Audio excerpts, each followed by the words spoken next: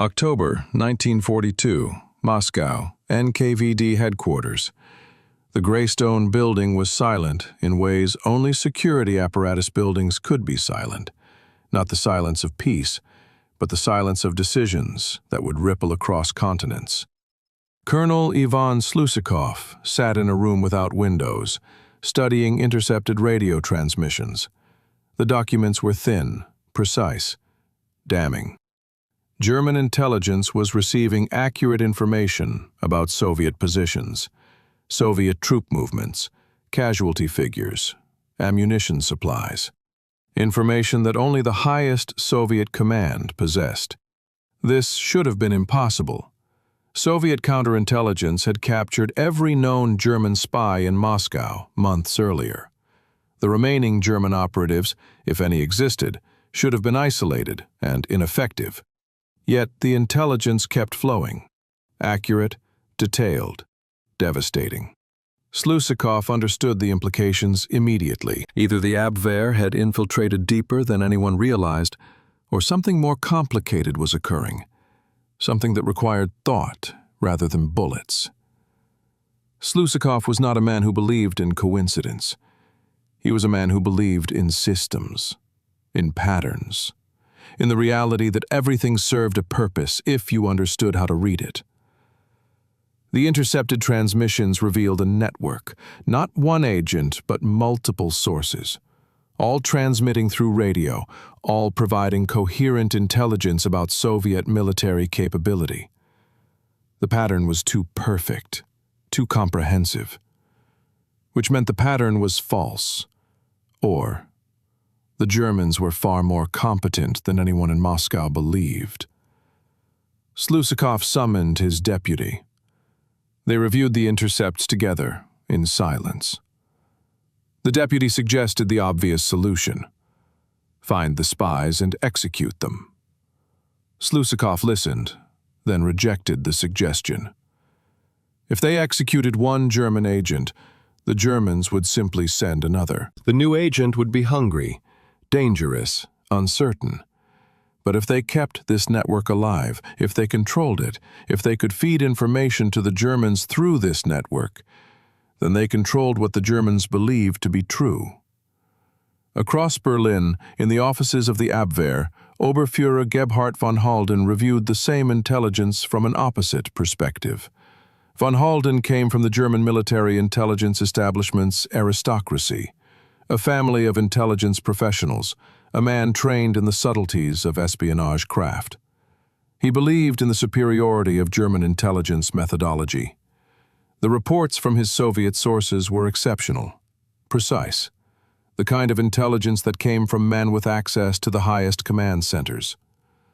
Von Halden was satisfied. The Abwehr was performing its duty.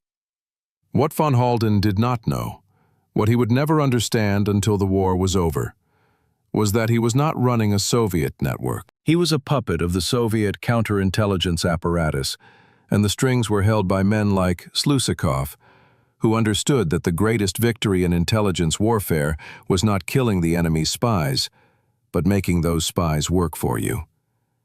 In a smaller room, in a different part of Moscow, a man named Pyotr Krasnov sat in darkness. Krasnov had been a Soviet captain in the Red Army. He had been captured by the Germans in 1941 during the early chaos of the invasion.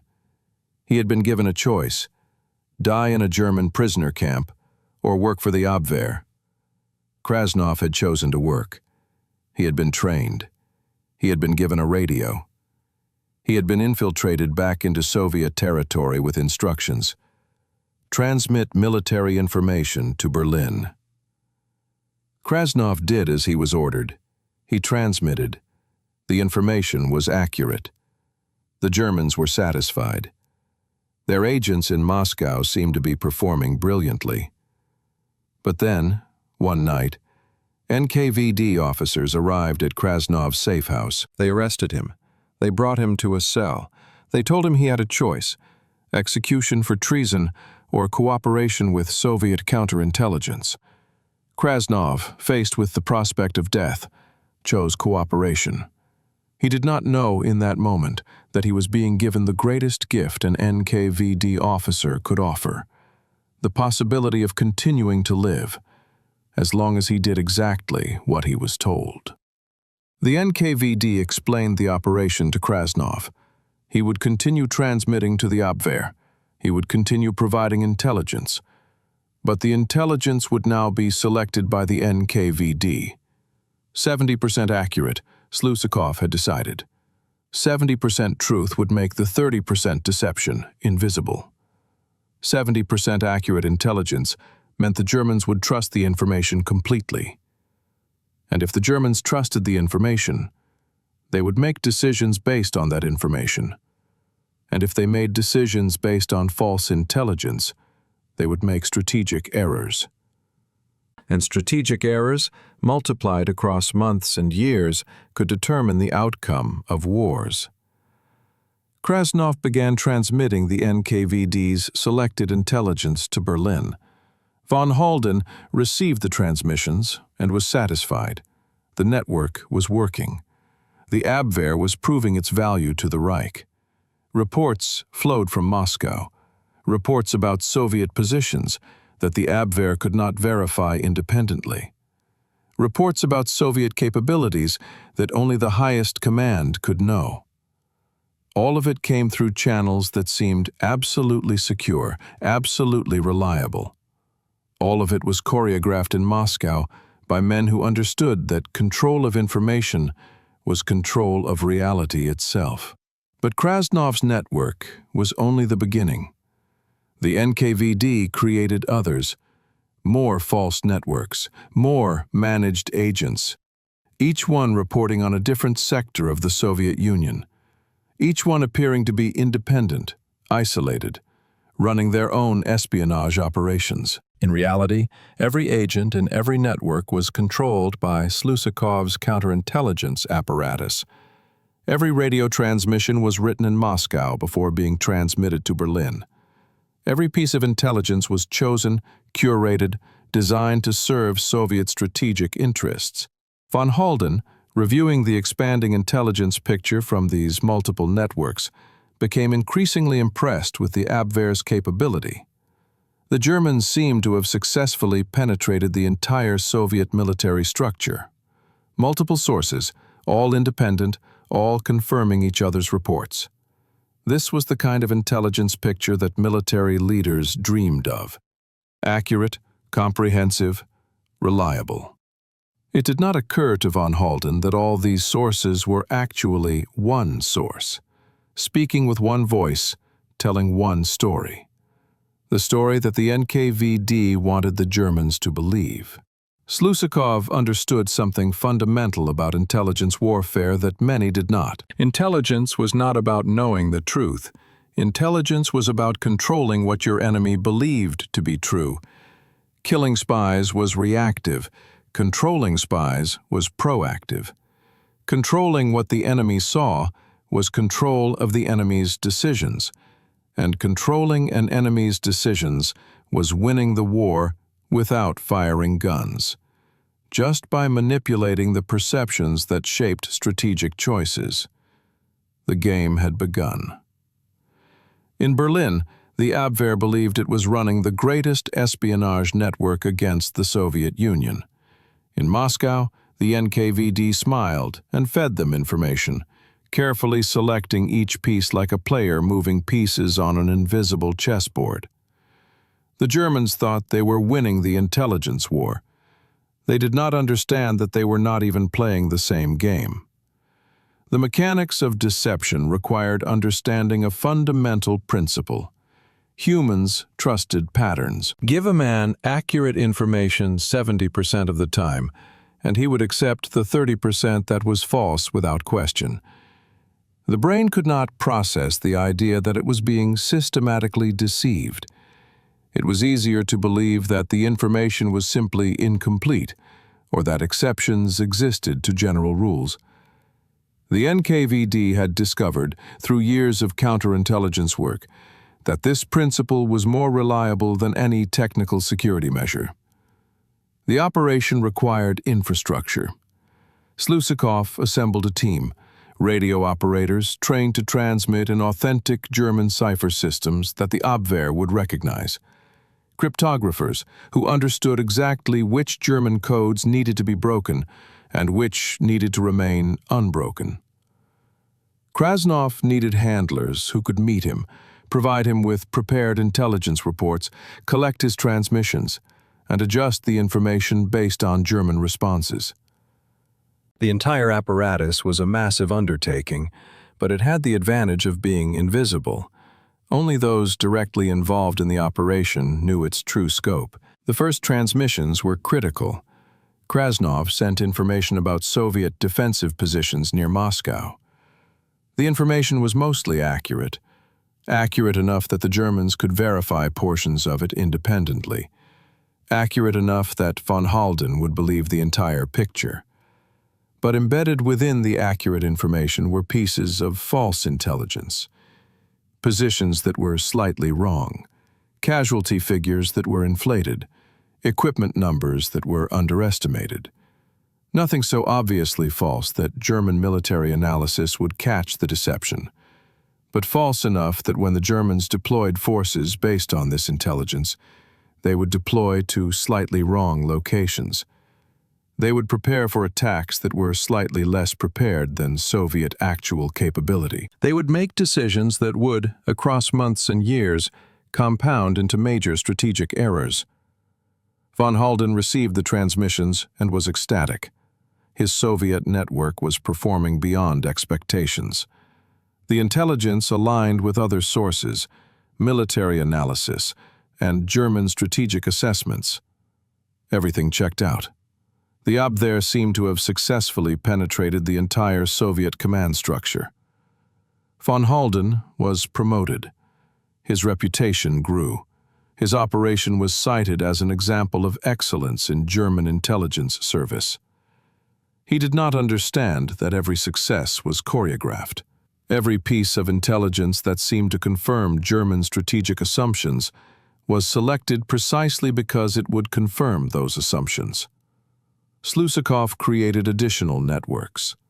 Agent Falcon reported from Ukraine. Agent Storm transmitted from the Caucasus. Agent Forrest provided intelligence from Belarus. Each agent operated independently, or appeared to. Each transmitted through separate radio channels. Each seemed to have unique methods and sources. Each reported information that overlapped but did not identically match, creating the impression of truly independent networks that happened to confirm each other through genuine coincidence. In reality, every agent was a fiction. Every transmission was written in Moscow. Every piece of intelligence was selected by Slusikov's team to serve Soviet strategic interests. The German military began adjusting its deployment based on Soviet deception. Forces were positioned to counter threats that did not exist. Resources were allocated to defend positions that Soviet forces had no intention of attacking.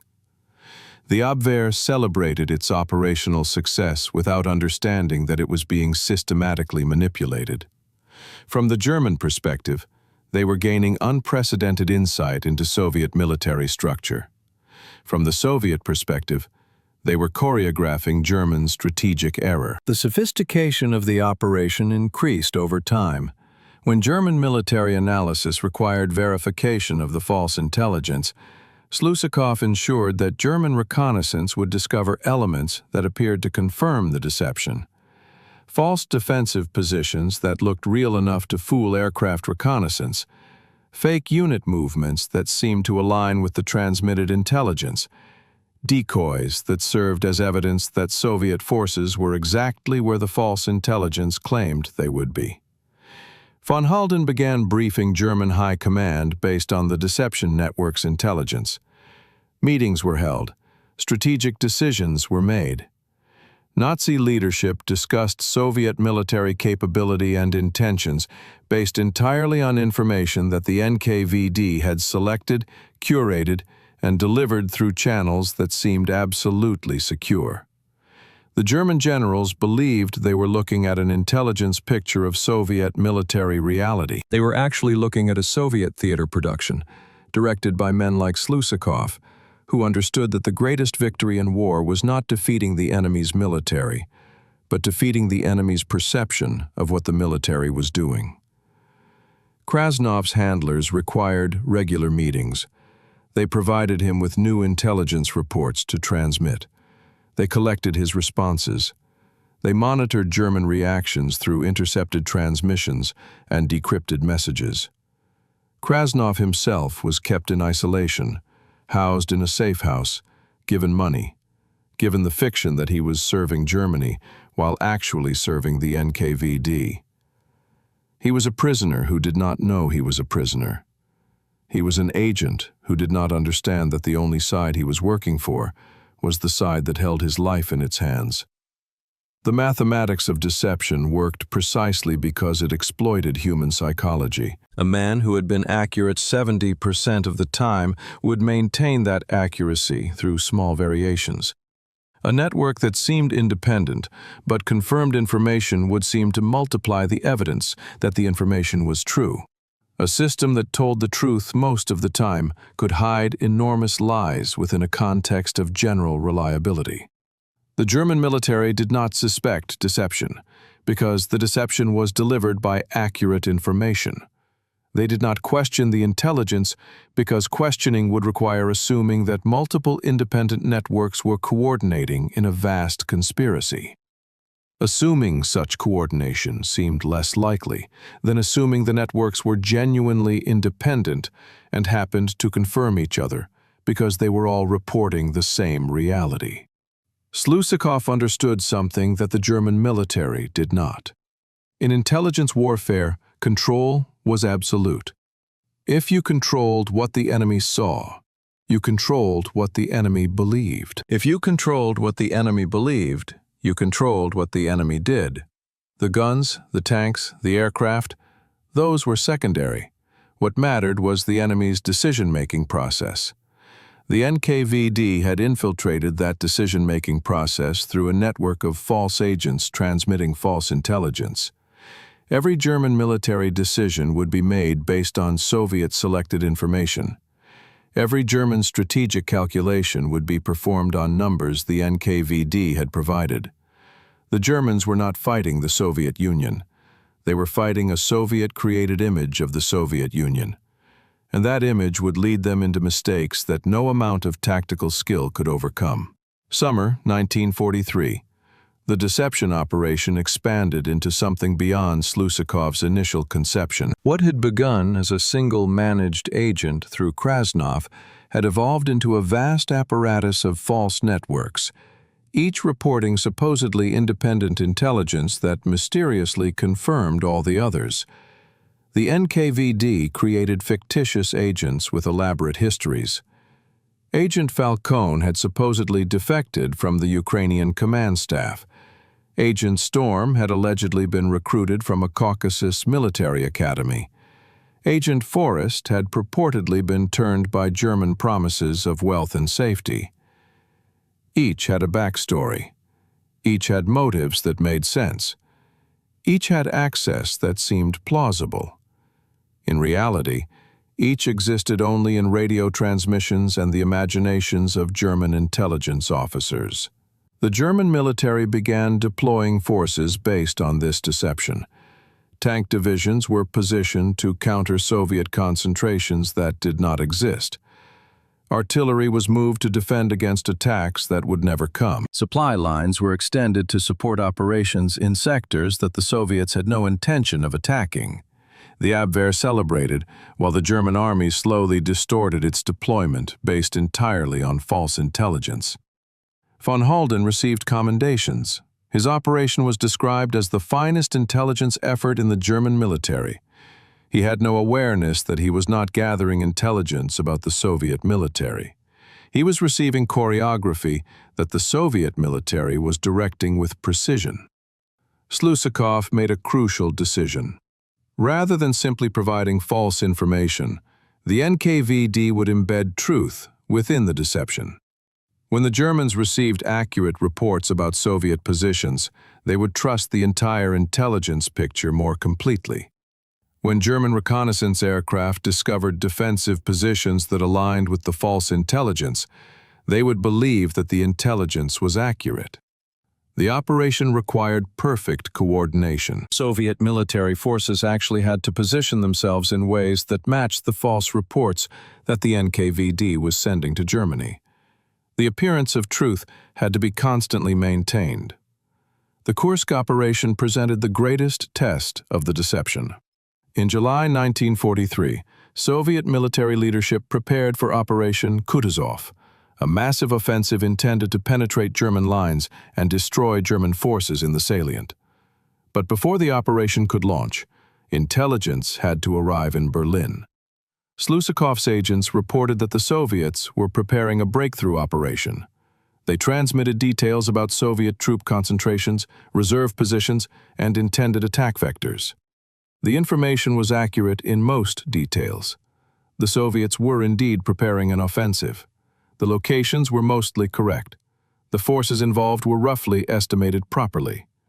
But embedded within the accurate information were carefully selected details that were false. The timing was slightly wrong.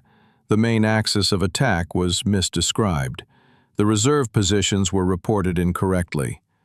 When German forces responded to this intelligence, they would position themselves to counter the attack that the Soviets had described to them, not the attack the Soviets were actually planning. Von Halden reviewed the intelligence from his networks about Soviet preparations. Everything confirmed each other. Multiple agents reporting the same strategic picture. The intelligence aligned with German reconnaissance. Soviet movements seemed to confirm the transmitted reports. German High Command decided to deploy additional reserves to counter the anticipated Soviet offensive. But those reserves were positioned based on false intelligence about where the Soviet offensive would occur. When the actual Soviet attack came, German defenses were subtly wrong. Their reserves were positioned just slightly incorrectly. Their strategic decisions had been made on a false understanding of Soviet intentions. The Battle of Kursk would become one of the greatest tank engagements in human history. What historians would not fully understand until decades later was that German strategic decisions had been influenced by false intelligence provided through Slusikov's networks. The Germans believed they understood Soviet intentions. They believed they were prepared. They believed their intelligence was superior. In reality, they were fighting against an army that had shown them the battlefield through false maps, false reports, and false agent transmissions. The NKVD had essentially drawn the battlefield for them, showing them where to expect attacks and where to position defenses. And then, the Soviets attacked everywhere except the places where the Germans were prepared. Krasnov continued his transmissions from his safe house, now fully understanding the nature of his role. He was a tool. His handlers had made clear that his life depended on accuracy in transmitting the reports they provided. He was not working for Germany. He was not working for the Soviet Union. He was working for the men who held him in captivity and controlled the information that flowed through his radio. He had become, through psychological coercion and the simple desire to survive, completely complicit in the deception of the German military. The scale of the operation astonished even experienced intelligence officers within the NKVD. What had started as a single managed agent had evolved into an apparatus involving dozens of handlers, radio operators, cryptographers, and support staff. The operation consumed resources that would normally have been devoted to actual intelligence gathering.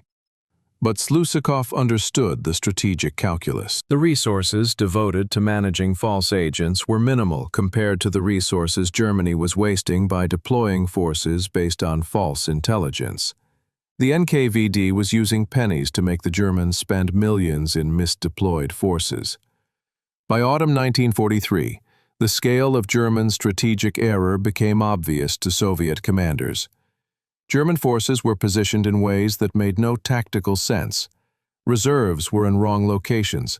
Supplies were distributed incorrectly.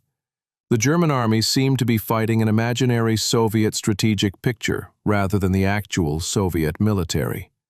Soviet operational planning could now incorporate the knowledge that German commanders would respond in predictable ways to false intelligence. Soviet strategists could arrange their actual operations knowing exactly where German reserves would be positioned, because that positioning would be based on false intelligence reports. The Soviets were not fighting German military capability. They were fighting German perception of what Soviet military capability was doing. The historical record would eventually reveal the scale of the deception. After the war, when captured German officers were interrogated, they confirmed that much of their strategic decision-making had been based on reports from supposedly independent networks of Soviet agents. They described the intelligence as comprehensive, accurate, and reliable. Historians would later calculate that Soviet deception operations had influenced German strategic deployment across entire sectors of the front. Tank divisions that had been positioned to counter threats that did not exist. Infantry reserves that had been held in locations that made no tactical sense. Supply lines that extended to support operations that never occurred. All of it orchestrated through false reports transmitted by managed agents who did not exist except as voices on radio frequencies. By 1944, the scope of the deception had expanded beyond what Ivan Slusikov had originally conceived. The NKVD was now managing a network that covered virtually every major German intelligence operation against the Soviet Union. Multiple false agents, each supposedly independent, each reporting on different sectors, each seeming to provide unique intelligence that mysteriously aligned with intelligence from other networks. The Germans believed they had successfully penetrated Soviet military structure across the entire front. In reality, they were receiving a symphony conducted entirely by Soviet counterintelligence. Von Halden became one of the most celebrated intelligence officers in the German military. His networks were studied as models of espionage excellence.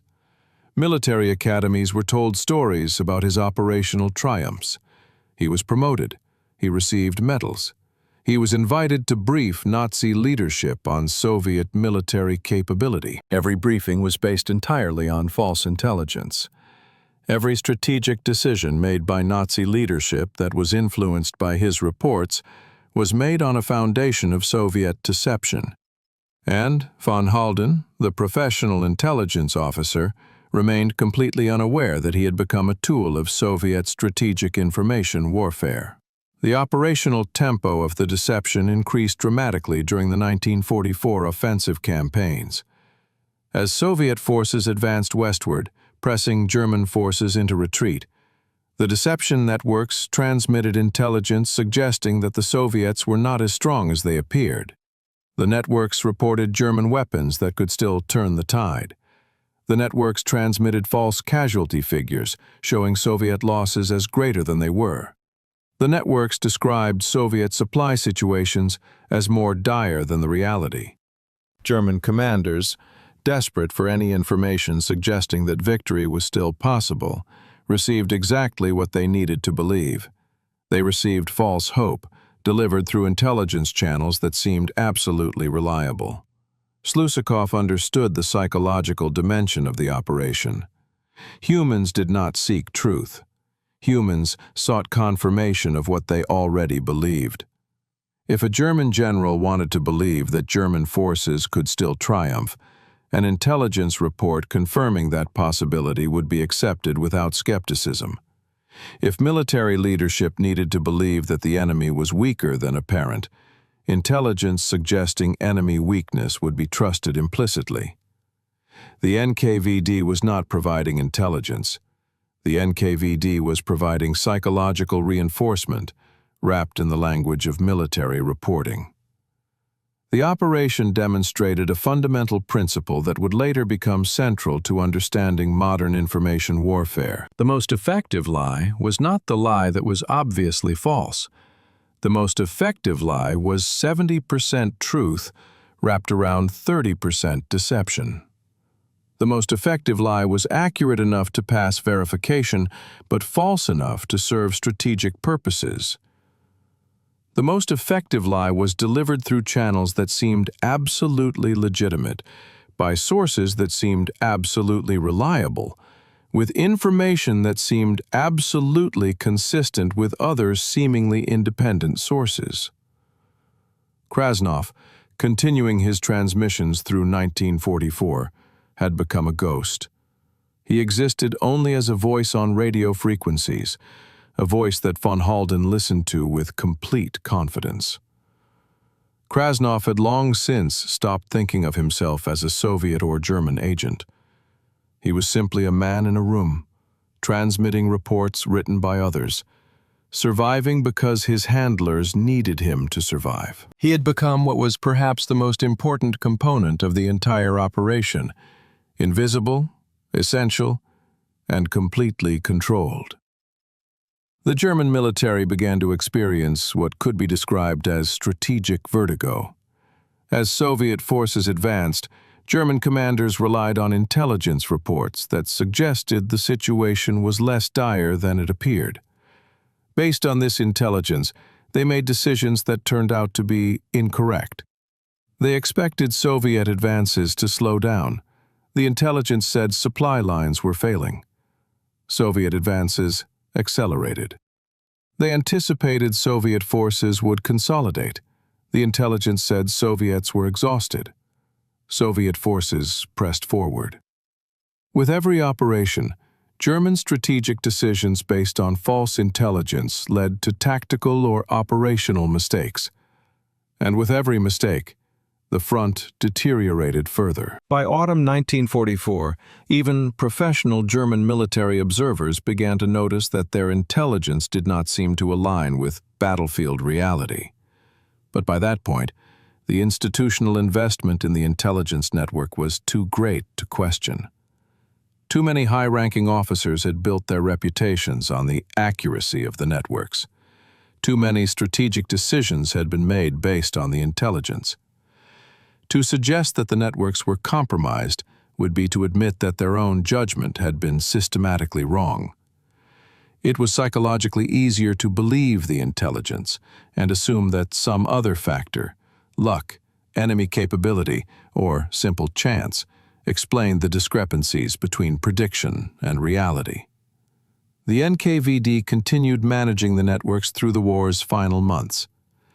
Even as German military structure began collapsing, even as it became clear that Germany would be defeated, the false networks continued transmitting. Von Halden continued receiving reports. German military leadership continued making decisions based on intelligence that Soviet counterintelligence had written. The deception operation did not end because Germany had lost the war. The deception operation continued because that was what the Soviet Union wanted. The NKVD wanted German decision-makers to continue believing in their networks right up until the final moment of surrender. The sophistication of the operation extended into the infrastructure as well. The NKVD maintained the security protocols. The radio frequencies were protected. The encryption systems were maintained. German officers conducting security checks on the networks would find everything perfectly in order. Everything suggested that the networks were secure, reliable, and producing accurate intelligence. The illusion was complete because every element of the deception, the transmissions, the security, the independent confirmation, all worked together to create a unified fiction that felt absolutely like truth. Slusikov, observing the operation's success across nearly 3 years of warfare, understood that he had demonstrated something fundamental about modern warfare. Victory was not necessarily determined by superior firepower, superior tactics, or superior strategy. Victory could be determined by superior control of information. By understanding that perception shapes decision-making. By recognizing that if you controlled what the enemy perceived, you controlled what the enemy would do. The NKVD had won a major aspect of the intelligence war, not through espionage, but through deception. They had defeated German intelligence not by destroying it, but by controlling it. They had manipulated the most sophisticated intelligence apparatus in the world through patient, careful management of false networks that seemed absolutely real. May 1945. Germany surrendered. The deception operation ended not with revelation, but with silence. The radio frequencies that had carried false intelligence from Moscow to Berlin for nearly 3 years simply stopped transmitting. Krasnov was removed from his safe house. He was interrogated, then executed as a traitor to the Soviet Union, despite the fact that he had, in his final years, served the Soviet Union far better than he had ever served Germany. Von Halden was captured by Soviet forces. He would spend years in Soviet captivity, debriefed about his intelligence operations, gradually learning the truth about networks that had never existed except in radio transmissions and his own mind. The revelation came slowly. As American and British intelligence officers interrogated captured German military personnel, a consistent pattern emerged. German officers described vast networks of Soviet agents, all providing consistent intelligence, all seeming independent, all aligning perfectly with German strategic assumptions. When interrogators cross-checked these reports, something impossible became obvious. The networks that the Germans believed controlled such perfect intelligence had been, to a significant degree, Soviet-managed deception operations. The Germans had not infiltrated Soviet military structure.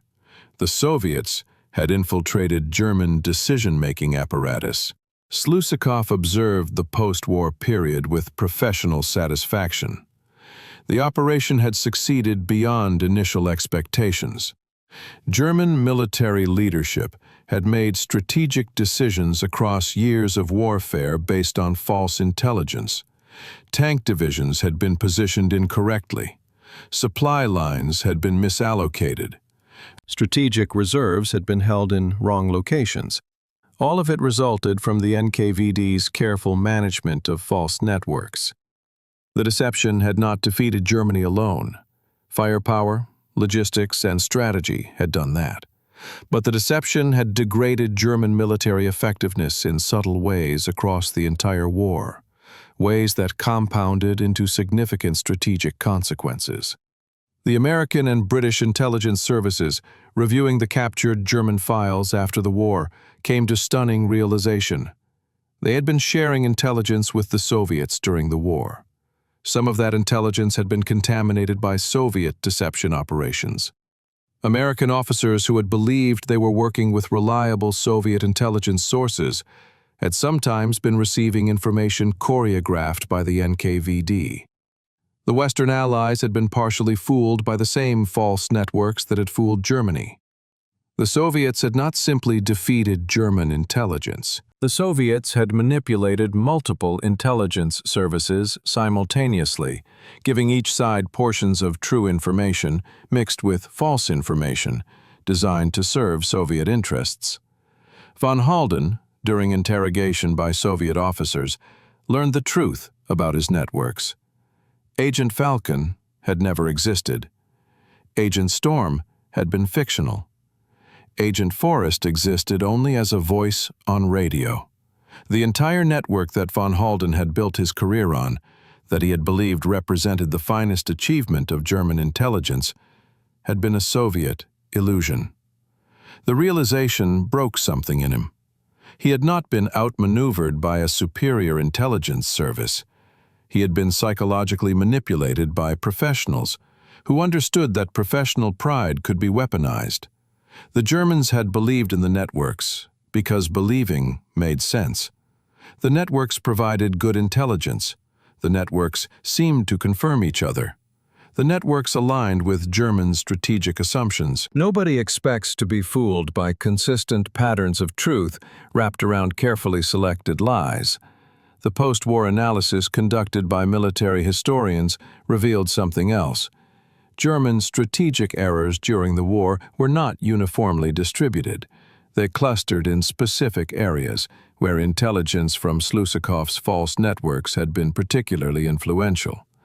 The Kursk operation decision-making had been partially influenced by false intelligence. German reserves, positioning during the 1944 Soviet offensives, had been affected by deception operations.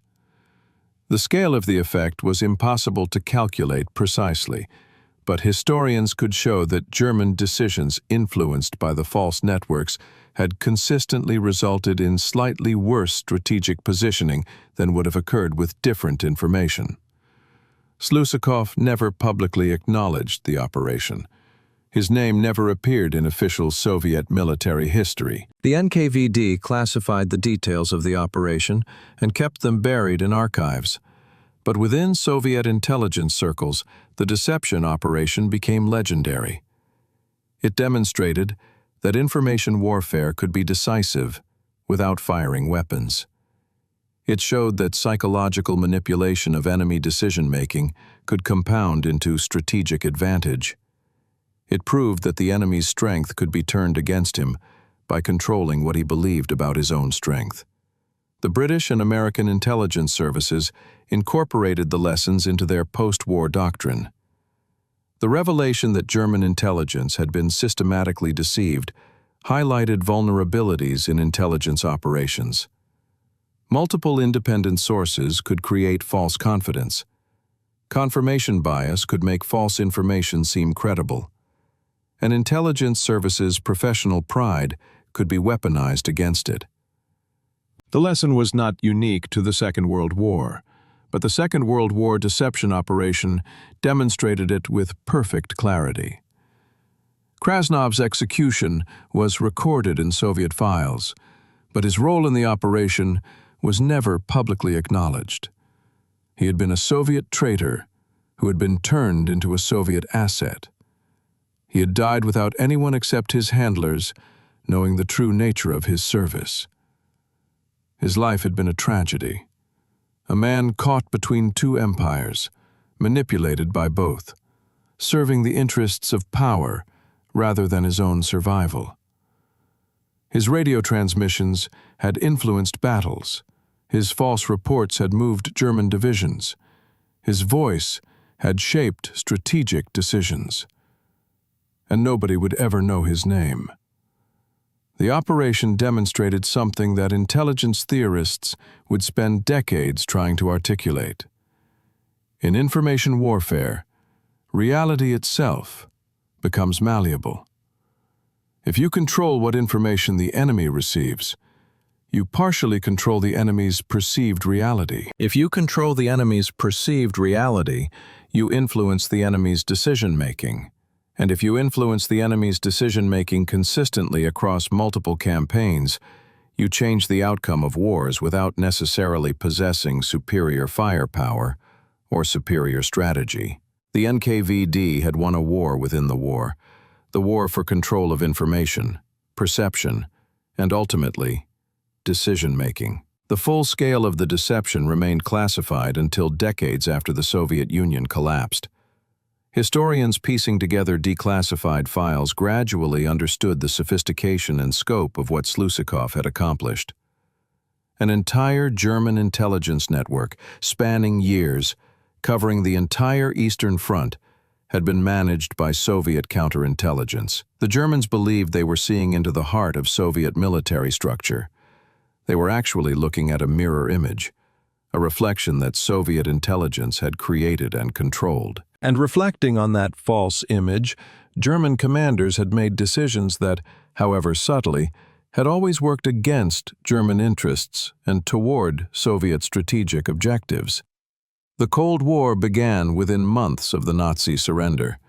The Soviet intelligence apparatus, now responsible for monitoring the Western Allies rather than the defeated Germans, applied the same operational principles that had worked so effectively against the Abwehr. The NKVD transformed into the MGB, which would eventually become the KGB. The same officers who had managed false networks against Germany now managed false networks against Britain and the United States. The operation became institutionalized. Deception was no longer a tactical measure. It became a strategic foundation of Soviet intelligence operations.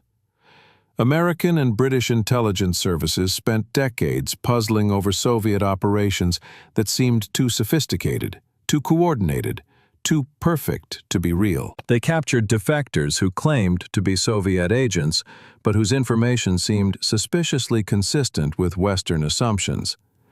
They discovered networks of Soviet operatives that seemed to exist in surveillance, but never quite confirmed in operational reality. They intercepted transmissions that sometimes came from genuine Soviet agents, and sometimes came from managed sources that served Soviet interests while appearing to undermine them. The lesson of the German deception had been learned perfectly by Soviet intelligence. The West was now encountering the same techniques that had confused German military intelligence during the war. Historians studying the Second World War gradually reconstructed the operation after Soviet archives became accessible following the Cold War's end. Military academies began teaching the deception operation as an example of information warfare. Intelligence schools studied how false networks could be layered, how confirmation bias could be weaponized, how psychological manipulation of professional pride could overcome technical security measures.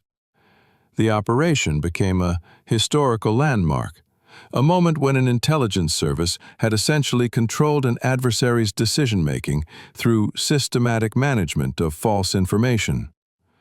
The irony was profound. Germany had possessed sophisticated military intelligence capability. The Abwehr included experienced professionals. The organizational structure was sound, but sophisticated capability meant nothing when the information flowing through that capability was controlled by an adversary who understood psychology better than the Abwehr understood deception.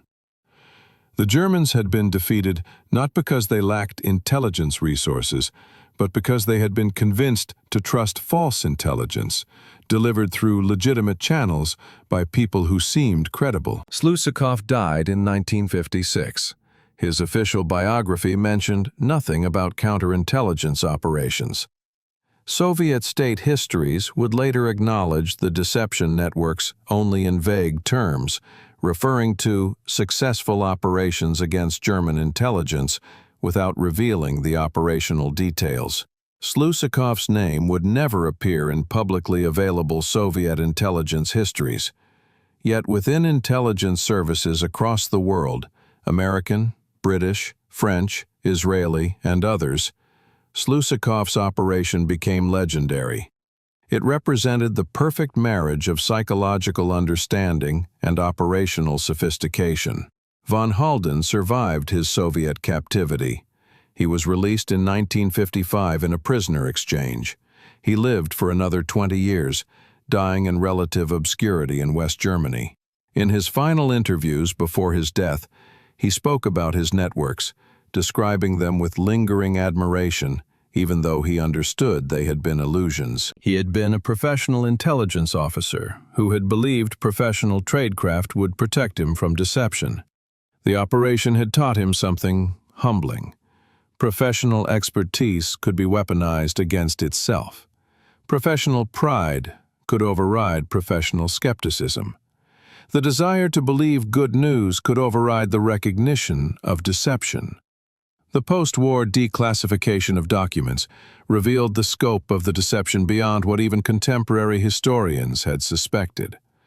German military decisions across the entire Eastern Front had been influenced by false intelligence. Strategic reserves had been positioned based on fictionalized threat assessments.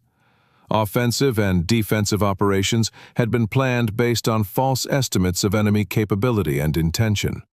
The mathematics were staggering. One Soviet counterintelligence operation, managed by perhaps 50 officers and support personnel, had influenced the deployment of millions of German soldiers across thousands of kilometers of front.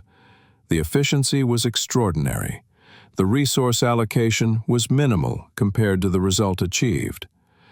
Modern military theorists studying the operation identified several principles that transcended the specific historical context. First, confirmation bias was more powerful than technical security. Second, 70% truth made 30% deception invisible. Third, professional pride could be weaponized against professional skepticism. Fourth, layered false networks seemed more credible than single networks.